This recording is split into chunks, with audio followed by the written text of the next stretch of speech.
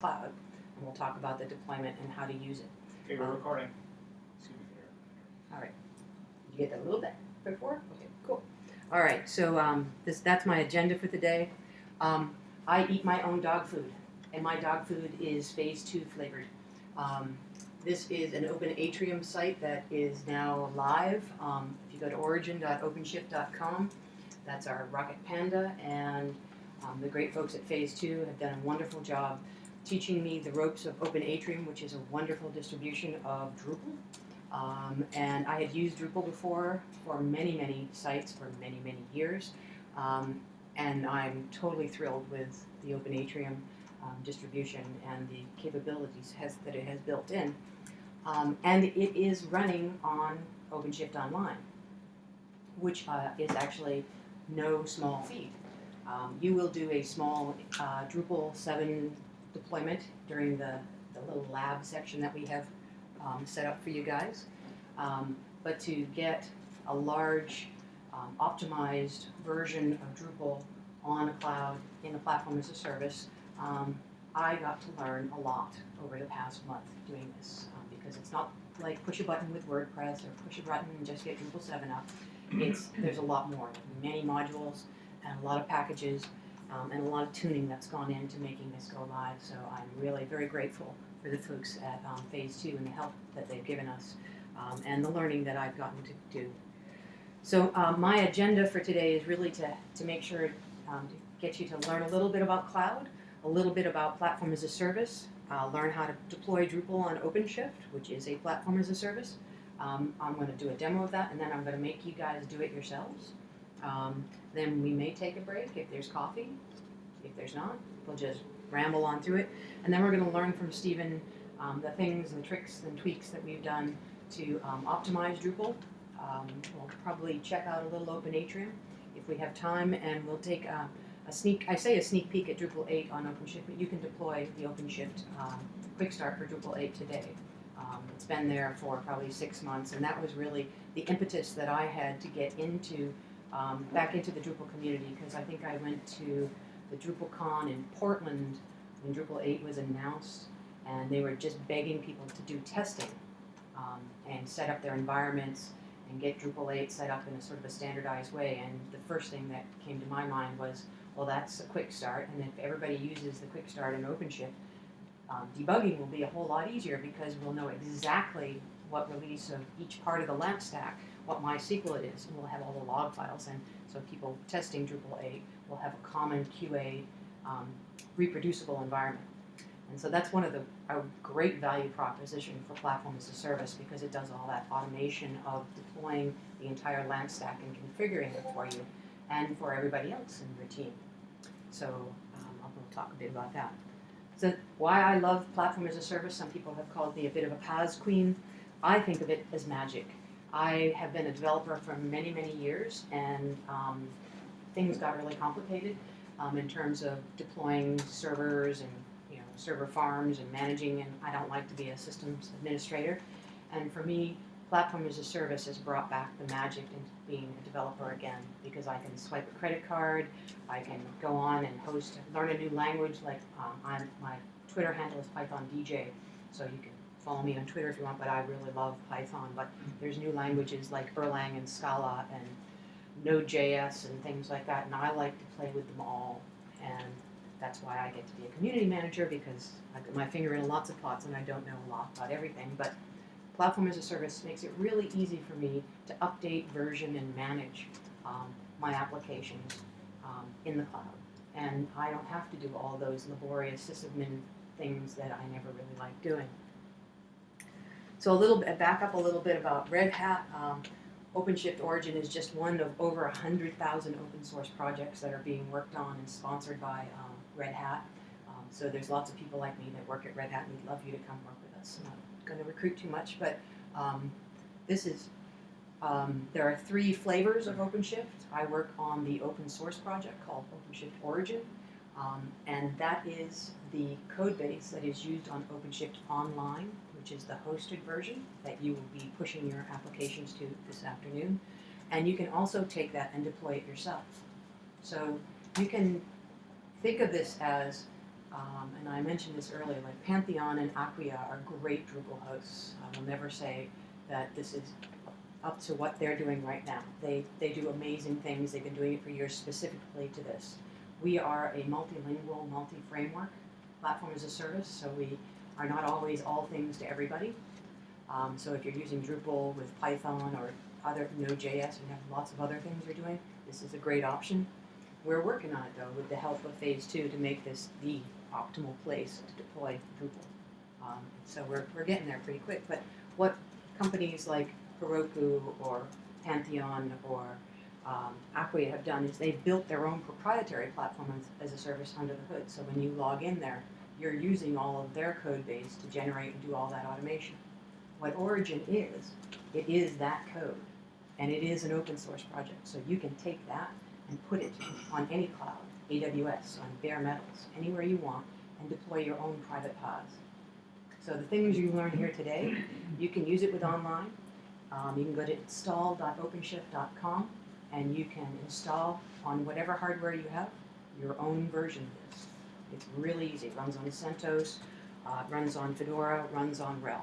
So you also don't have to have a RHEL license to do this. You can use CentOS, and we actually do most of our testing on CentOS. So there's a whole cloud stack here. I don't have a lot of time, but Origin is the platform as a service. We do a lot of work in the OpenStack community. I'll be down in Atlanta shortly for the Atlanta OpenStack meeting, which is another cloud. It is the infrastructure layer, and we'll talk a little bit about that.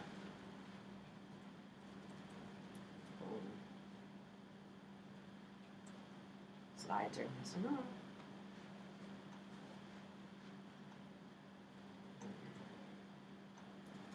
So when we talk about cloud, we have sort of two layers of the cloud. The infrastructure as a service, which is what gives you all the the computing resources that you run, like think of it as servers in the cloud, and the platform as a service. We think of that more of as the middleware and the things that help you automate the platform itself, the LAMP stack. So I was going to stop for a minute because I don't know everybody in the room, and just really, we can go around and you can tell me what your name is and what sort of role you play in your organization. My name is Thomas. I'm Gary, and I'm a web developer. My name is Tim Moore, and I'm a founder and web developer in a company I just formed with other developers. Michael, I'm also a web developer. My name is Scott. Hi, I'm Lena. I'm a full stack developer. I work for higher education. My name is Scott. We solve problems for companies, usually using technology. So I get my hands into a little of everything, and then I hire people who really do it much faster than I can. That's the way to be. My name is Manish. I'm a software developer. I work for my team. Oh. I'm Eric. So I work at North Point. I guess you call me a full stack developer, interested in all things web. Jamie Fallon, I'm a Drupal developer, full stack developer. I'm Bill. I'm a Drupal developer, front end, back end. We both work at Babson College. Oh, that's great. I'm Stephen Merrill. I'm a full stack developer as well, and actually do a lot of system admin work, not one OpenShift. That's good because I'm assuming everybody here already knows Drupal because I'm not teaching Drupal today. You all know more Drupal than I can even begin to do. I'm just here to really to teach you about OpenShift. Most of you, I think everybody's got a laptop, and I'm hoping that you will ask questions. And for the second half of this, you'll have to have an SSH client of some sort on your laptop, and we'll walk you through doing that. But those are the key things. So if we can get that bit doing it, those are my assumptions. And so I'm going to do some lecture, some demo, do-it-yourself lab, a break maybe. Then we're going to do the deep dive and do lots of Q&A afterwards. So we'll see if we can get all that done in 3 hours before the UN security guards come and grab us. So a little history here. I mentioned earlier application development got really, really complicated for me. I think that's probably why I stopped being a developer and went into product management and ended up in R&D and design, was because when development got to be this complicated and I wasn't just writing code anymore, I didn't want to do it. You know, there are people who love this, and I think many of you in the room are people who love this kind of stuff and have been playing with this stuff for the past 10 years. I have not been. I kind of just, I'll use people's frameworks like Drupal, I'll use Django, I'll use whatever people have, but I do not want to be a sysadmin. And this wonderful new thing called DevOps, I don't even want to be a DevOps person, okay? As Stephen will attest to, it's like, you want me to edit the host file for redhat.com? I think that's what you tried to ask me today. No way in hell anyone at redhat.com would give me the access to the host file to edit it. It's a much bigger corporation than that. And even on my own websites, I don't even really like doing that. But because of platform as a service, this stuff has gotten all automated. So that has made me very, very happy, because it also means that the other part of the problem for me is I worked in some very big Fortune 500 enterprise companies, and building apps and getting the resources allocated and the permissions was the other part of the problem. Not only did it get complicated from a technical point of view, but the bureaucracy to get those resources was also the big, big problem. So for me, I just threw my hands up and said, okay, sure, I will go and I can speak English, I have social skills, put me in product management, you know, and I'll bridge that gap. So there are, I think, a lot of unhappy developers like me out there. And I think there are a lot of developers who are happy not just because of the complexity, but because of waiting all that time to spin up servers, to get resources. And I think that makes us even more unhappy. Then along came this thing called cloud. And that was supposed to solve all of our problems. So I'm just going to give a little bit of a cloud overview from my perspective now on this.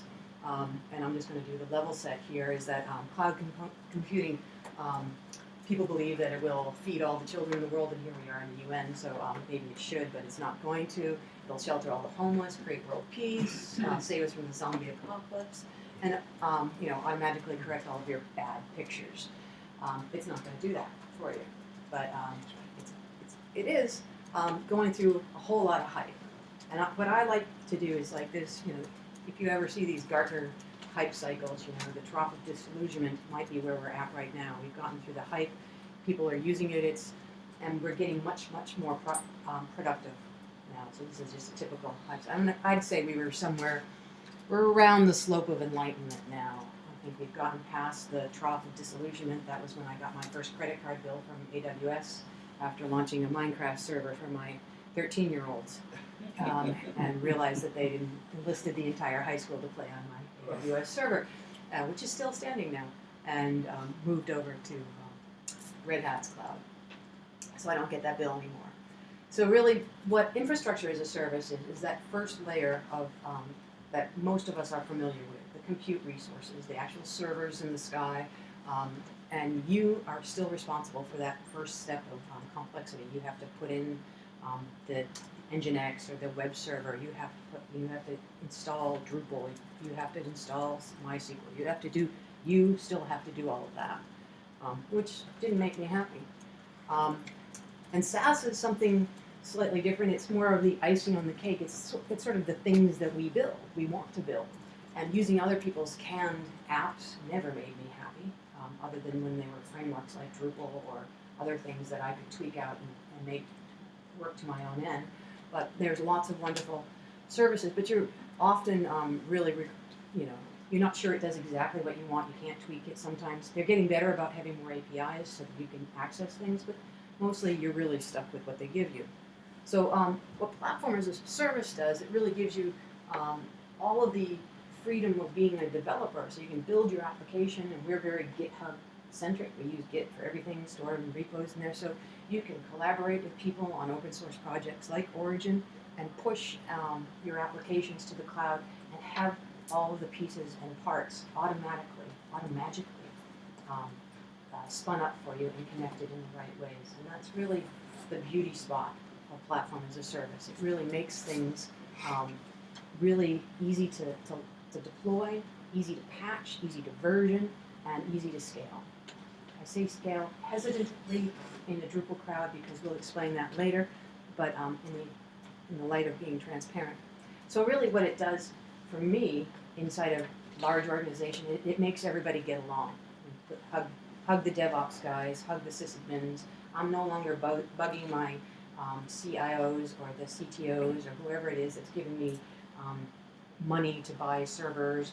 I'm no longer bothering the sysadmin because there's a new version of Apache or something like Heartbleed comes out or whatever it was, Heartbleed, and you have to do all this stuff because I can use the platform as a service and the console and the tools and do it myself with a quick yum update of OpenSSL.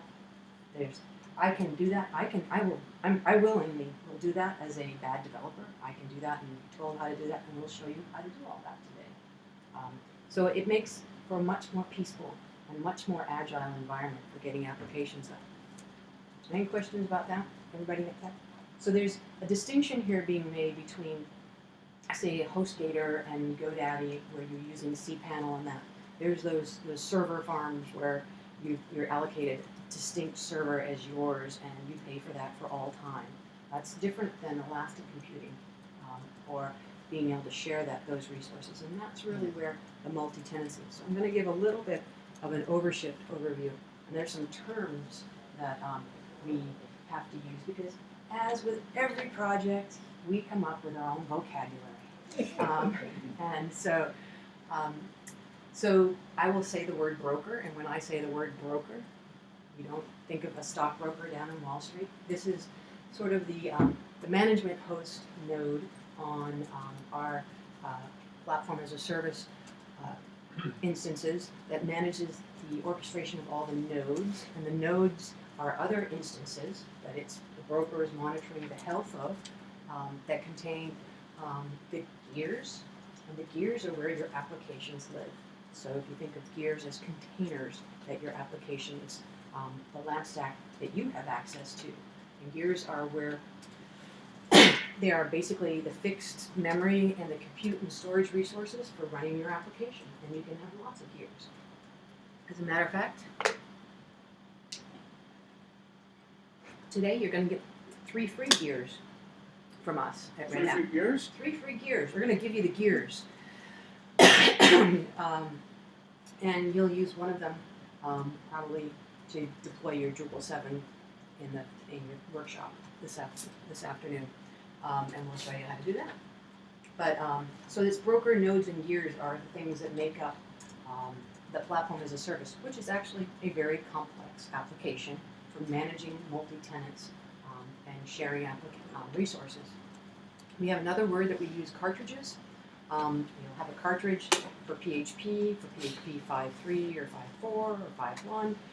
And in my mind, I kind of have this sort of 8-track tape kind of thing. You have a cartridge for PHP, you have a cartridge for MySQL, you have a cartridge for Varnish, you have the different things you need to shove into your gear that's going to run inside those nodes. And we're going to manage a whole bunch of nodes and lots of people, and we're going to do it all very, very securely. And then there's some client tools. The web console is what we're going to use first. We have a command line interface called RHC, Red Hat command line, that we're going to use to do some of this. And you can also use Eclipse. And the most hilarious thing happened about a month ago. We announced that we, Red Hat, the Linux company, are supporting .NET in our platform as a service. And so, yes, so I have had to go back in, and I'm not going to try and do it today because I have a Mac, and I wouldn't do that to my Mac, but Visual Studio also now supports pushing applications to .NET applications into Origin. And so, yeah, so pretty much any set of command tools can be add the functionality of integrating with the PaaS. So I mentioned the 3 flavors before. So there are also, everything we're doing here, OpenShift, Origin is a very large Ruby project. I'm a Python developer, and you guys are all probably got a lot of PHP under the hat here at Drupal Land. So here I am. I'm not really on the right island, but I'll stay in Manhattan anyways. There are really good REST APIs. So if you needed to create something specific for your workflow, you can go deep dive right in and start doing that as well. And it's very, very well documented. If you go to origin.openshift.com and click on the documentation in the upper navigation, you will get to all the documentation. works pretty good. So OpenShift runs on top of, guess what, infrastructure. The infrastructure, waving to the people out behind the glass jar. We're in a glass jar meeting. For those of you listening to this later, we are in a glass room with a great view of Queens. It runs on Amazon. OpenShift Online at the moment is running on Amazon. It runs on, you can spin it up on Rackspace. Steven did a nice demo when we were over in Prague, and we spun it up on DigitalOcean because DigitalOcean had an Amsterdam set hosting provider over there, so it was within the EU jurisdiction. It was a great way to demo that. It can run on bare metal too, so you do not have to have a cloud under the hood. We run on OpenStack, Red Hat virtualization, and VMware too, so it runs on pretty much anything. But the online one right now that you have access to is really it's running on Amazon. The foundation is really RHEL, with Red Hat Linux. We also run on CentOS and Fedora as well, but it is very Red Hat Linux, and we do that because that's the Red Hat, of course. A couple of server types, talked about those. So the broker can manage lots of hosts, node hosts, and it's managing them, and that's where the applications live. The broker is responsible for three things primarily: state, DNS, and authentication. It's managing all of the. It's okay. It's managing state. The state, we actually use MongoDB to store all the state information under the hood. So when if you end up deploying OpenShift, you'll see some MongoDB work going on there, and it's a pretty simple one. Again, the node is responsible for holding all of the application gears. You can have districts of nodes, so you can have, and so you can move them around in different parts of the cloud as too. So there's lots of interesting things. The wonderful thing about working with Red Hat is that you get deep, deep security. A lot of the issues people have with using the public cloud are based around FUD, I would say fear, uncertainty, and doubt about the security levels that are in the hosting providers, and things like the bugs, the heartbleed, and other things that pop up. One of the things that people love about Red Hat, some of them hate it, is that everything that we do is SE Linux secured. So the containers or the nodes are all subdivided, and they're all wrapped around SE Linux. So we're using SE Linux labeling to make sure that the nodes and the gears within those nodes are all secure. So you don't care about that. As end users deploying, you don't ever see SE Linux, you never worry about it, but it's what lets us give you SSH access into your gears and not worry about it. If it weren't there, we couldn't do it.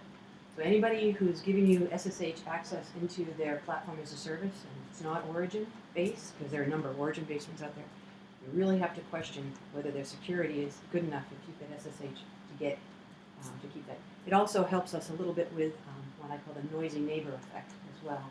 So they can't eat your resources.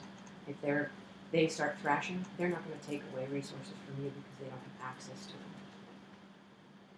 them. They're all in secure containers. This could be RHEL. So really the workflow is to push from either the web console, from Eclipse, or from the command line, and it's pushing the content into the gear. What it's doing is it's taking those cartridges, those 8-track tape-ish kind of things, PHP and MySQL get pushed in. The application that you're using, in this case it's Drupal, is what gets pushed into that gear. We have lots of custom cartridges.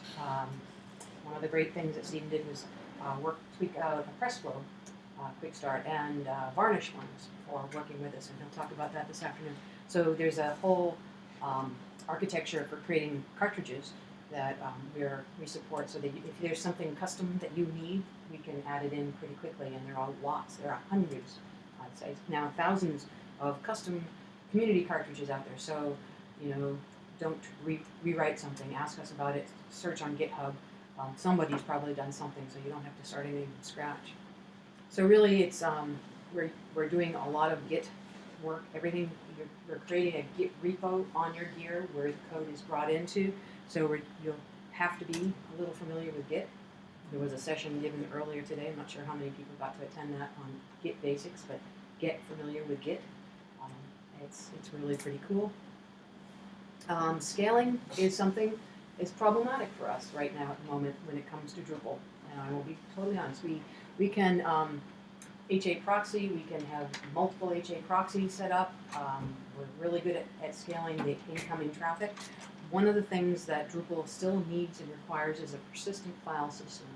And we haven't gotten that perfect here because these are ephemeral gears. They come and go as you scale up and scale down. We're working on some stuff around rsync, what we call sync different, that will sync everything across all of the gears. That's coming in, I think it's actually in this sprint, but we're still working on that. And so that's some of the stuff we'll talk about this afternoon, how we resolve that for OpenShift's own origin site, and the lessons we've learned there and how we're going to incorporate that into it. So a total complete picture of what we're doing here is, if you think about it this way, this is also the lightest way you could create an entire platform as a service in one VM or on one server. You would deploy a broker host and at least one node host, and you might have a developer host, which is your laptop or wherever you're holding something. You have your application repo on your host, and you're pushing through the broker and to your gears. And I didn't get to change this. The last time I gave it was a JBoss talk. But you're pushing basically right straight through to your own gear, and you're updating the repo there, and the same is true. And the end is the application user is coming in and we're managing all of your web traffic. So the other really cool thing that we do that makes us very different is we do something that I call, what we call application idling. So a lot of people will scale your application up. They'll consume a lot of resources, but when you're done, it won't scale it back down automatically. And we do that for the application.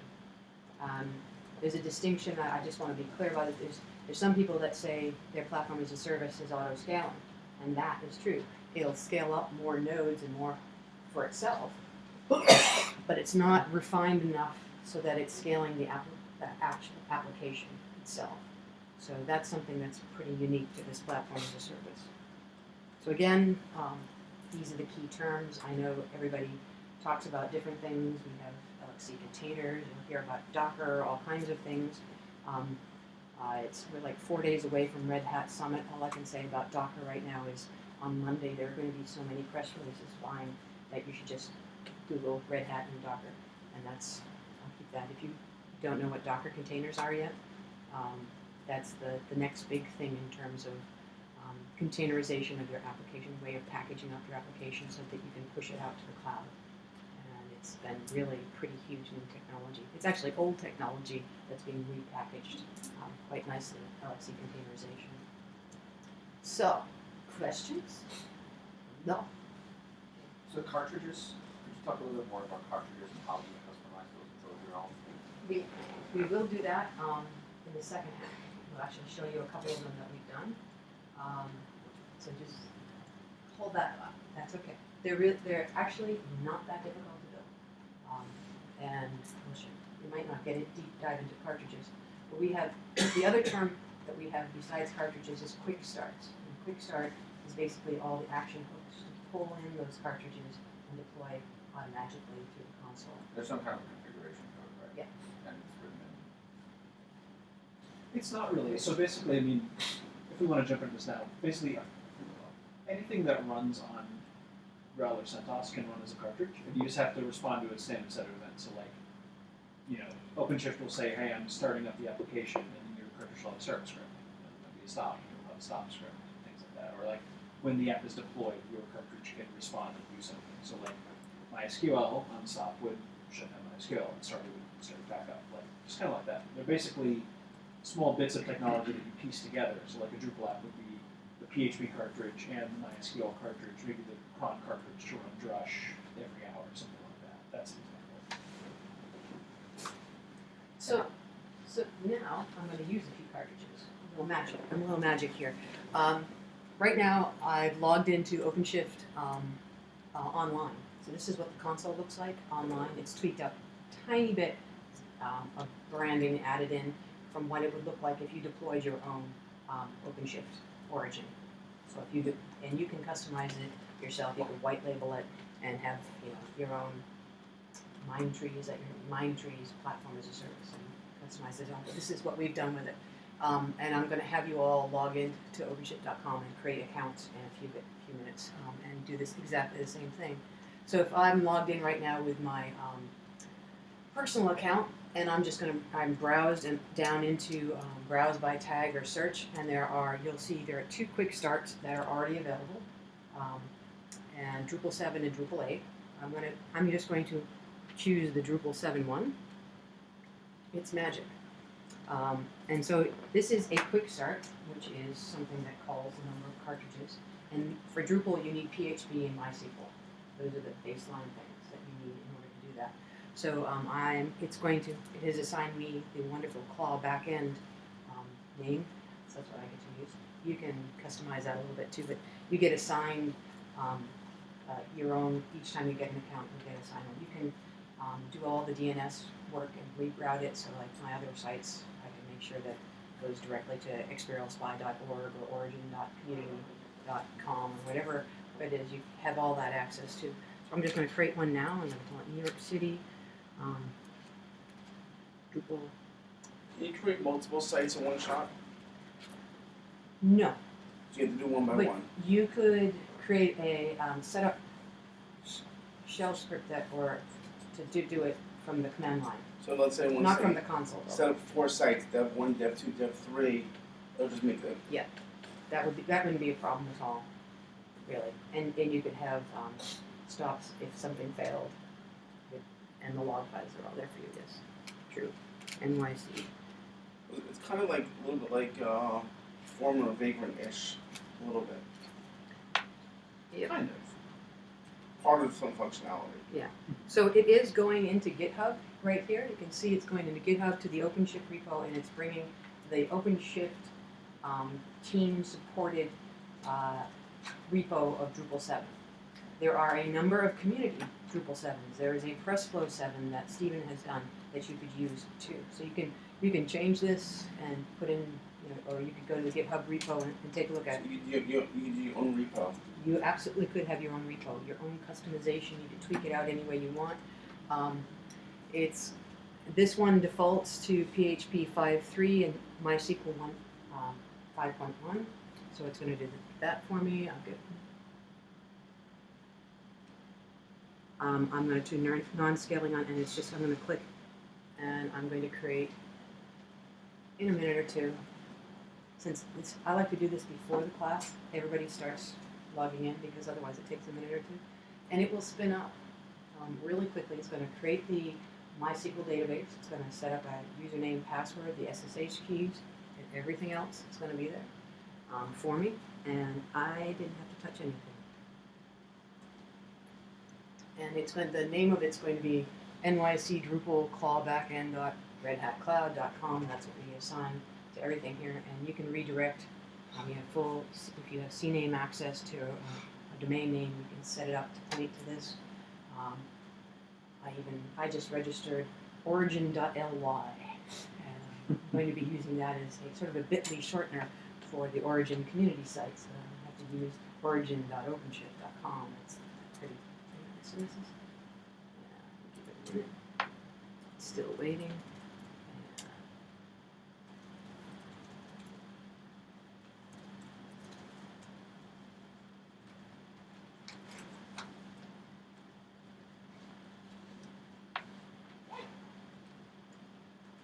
Depends on who's using the Wi-Fi. It was pretty quick the last time I did it.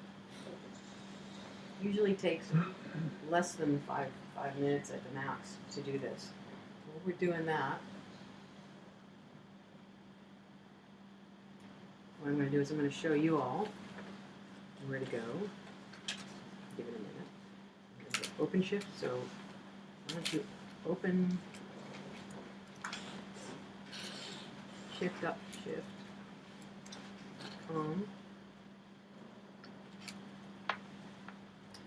And you'll see, if you go to OpenShift.com, you'll see a sign up here.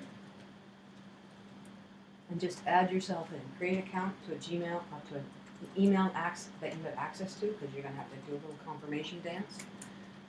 And you can all sign up and do that while we're waiting for my Drupal to line up.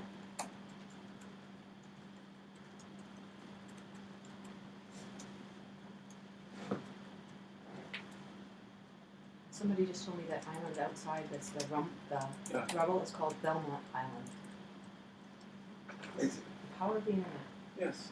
I posted the picture of it. Put that one right there with the tiny little metal Yeah. man sculpture. So it's built from all the rubble from digging the Steinway Tunnel, which is where the R train runs now. It was built by Steinway as the piano company to get people, his workers, into the city. So it's a bunch of sand hog. Yes. Rubble. All right. So, is everybody trying? You don't have to, Steve. I know you have accounts already, but if everybody could create their own account. Sign up for free. It is free. What you'll get is 3 free gears, and it's not 3 for like 6 months or a trial or beta. It's 3 free gears forever. That said, the amount of content and the scale of people who are using OpenShift's Origin community site, we are, because I'm right now, I'm not paying for it really, but my department is paying for a large gear, so that I have enough space because I have lots of video and lots of multimedia content, and hopefully millions and millions of people hitting that website right now, as we speak. I doubt it, because it actually just launched this morning officially. Are you a spam bot who just typed Yes. in yes there? Yeah, absolutely. So yeah. All right. So while you guys are doing that, and I said it didn't take too long. So what I now have is I have a viable application running, but I want to just point out here, it has added the MySQL database. It's giving me the root username and password, the database name. So if I SSH'd in, and my connection URL to get to that database. So you can get dangerous really fast and start playing with the database. It's this overview page is really your home page for your application for everything that you're going to forget as soon as you walk away from having launched it. So this is a good one to remember to save there. You get everything going here. The other thing that a lot of people do as well, I'm just going to go to.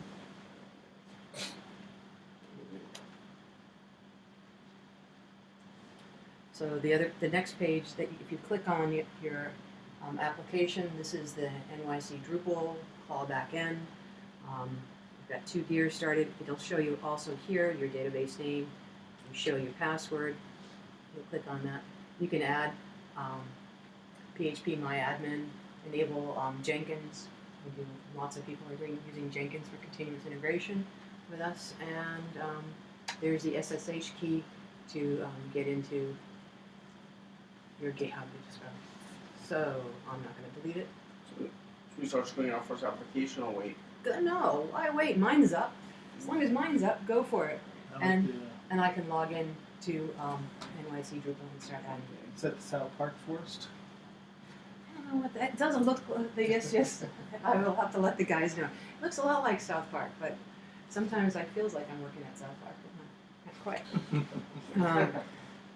So yeah, so now I have in 5 minutes a Drupal site up, and I can SSH into my database. I can start downloading themes. I can import a database that's already pre-existing there. I can do all of that, and that's.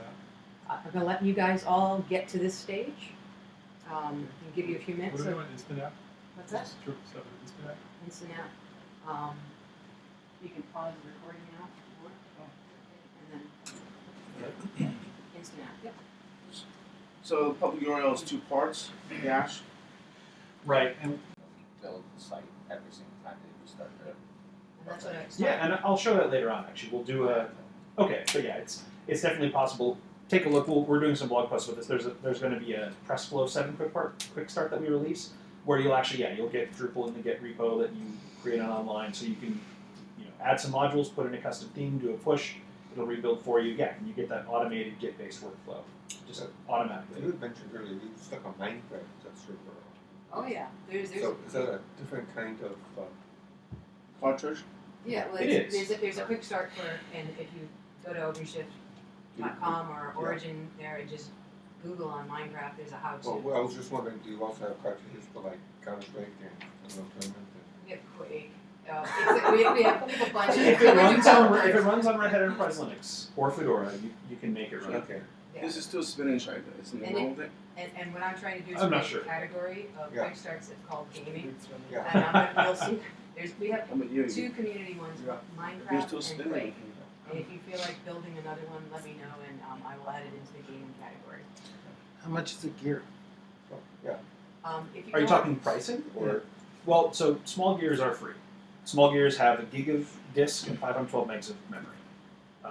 And then if you get the bronze and the silver plan, you can get medium or large gears. Medium have a gig of memory, large have 2 gigs of memory. They default to 1 gig of disk storage as well. And then if you run Origin, you can actually create your own gear sizes if you want. So if you want your small gears to be 2 gigs, great. You can, if you want to be 128 megs, you can do that. Like if you run your own instance, you have complete control over like what are the sizes of the gears. And it's more than just memory and disk. You can control how much network usage they can use. I think maximum number of incoming HTTP requests, amount of RAM, amount of disk I/O. So actually you have a lot of control. Like all the containerization stuff that's built into OpenShift lets you control that very much. So you could say like this gear can normally use half of a CPU, but if it's free, let it burst up to 2 CPUs. And you get all that control. If you're setting up Origin, you have all that control. The only thing, if you are going to set up an instance like that with Origin, is that each node host can only support 1 gear type. So if you're going to have small, medium, and large, you might have to have like 6 servers, like 2 hosts for small gears, 2 hosts for medium gears, 2 hosts for large gears. But again, you know, this does not require virtualization. So you could run a machine with like 6 VMs that hosted those node hosts, or you could put it on 6 physical machines. You're free to do whatever you want, because you don't actually need like KVM or some kind of virtualization to be available. This is all just using stuff that's natively embedded in like capabilities of the Linux kernel to do all this namespacing. Well, should we? Oh, go ahead. Yeah, but I'm still not terribly clear on how much it would cost to host a website for a client So if your client so signed that I up, can make money out. yeah, if your client signed up for their own account, they would get 3 free gears. So if you could get theirs up and running, and like my little XBRL spy thing that's been going for 6 years, it doesn't have any video content or anything. It runs perfectly happy on 2 small gears. You know, I put the SQL database on one separate one, and the rest of it works great. If you're running something that you're going to get 500,000 users hitting to it, you're probably going to end up with at least a large gear and probably some S3 storage or cluster storage to handle the persistent file system. But it's relatively inexpensive, and partially because it's scaling up and scaling down, we get that efficiencies and really high application density for us as providers. And if you decide to host it yourself, it's much more efficient than spinning up AWS instances.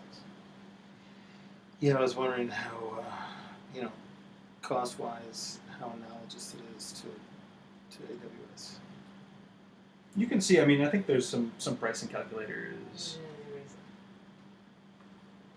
Yeah, I can't say what it costs versus like different instances on AWS, but you do get all the, So I'll give you an example. The Minecraft thing that I was hosting on AWS ended up, I think I had 40 or 50 kids in the high school using it. Yeah. I'm sorry, I made a bump the screen. Okay. No, we're good. Thank you. At 40, 50, it was costing me about $100 a month, right? And now I've got it spread on 3 gears, and it doesn't cost me any 3 large gears, small gears. 3 small gears. Small gears. Yeah, it was the database that was unique because they kept Got creating bigger and bigger and bigger. So depends on how you spread your load. And so you have 2 gears for database and 1 gear to run the program. And the thing is, it scales down when they're not using it. So I'm not paying when they're not playing. So on AWS, I was paying Because it to store all just that get stuff. to peak and to stay at peak. Yeah. So it depends on how you configure it. My feeling is you can get a good client prototype of Drupal up on the free tier, and then the wise thing in my humble opinion, if you're gonna host it online with us, pay for it's the silver plan that you get Red Hat support for. So you can take open tickets, just pay the $20 a month. I have a scraper that we use to scrape lots of sites. And what we really want to do is build so they don't get the user agent IP and scraping all the time. We want to like automate that process so it spins up, spins down, grabs data, pulls it. Can that do this? Is that a little? I mean, if I want to build my own little set, it's a Python script. Yeah. Next, you could spin up an app, have it do a crawl, delete the app. 20 minutes later, spin up a new app.